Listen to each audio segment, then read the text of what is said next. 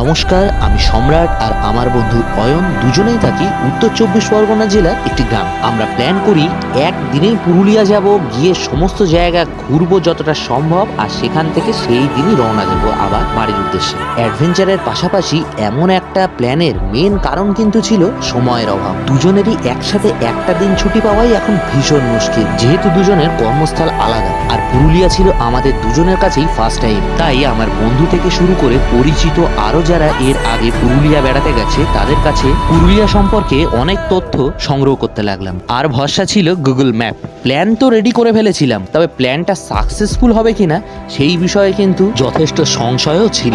আমাদের mission successful হওয়ার পরে আমার বিশ্বাস আপনাদের হাতেও যদি সময় কম থাকে আর যদি পুরুলিয়া যেতে ইচ্ছা করে, তাহলে এই ভিডিওটা আপনাদেরই জন্য। প্রথম ও দ্বিতীয় এপিসোডে আমি দেখিয়েছি রাত 3টের সময় বাড়ি থেকে বেরিয়ে ফার্স্ট চলে গেলাম আমার বন্ধুর বাড়ি। সেখান থেকে ওকে পিক করে চলে গেলাম পেট্রোল পাম্পে।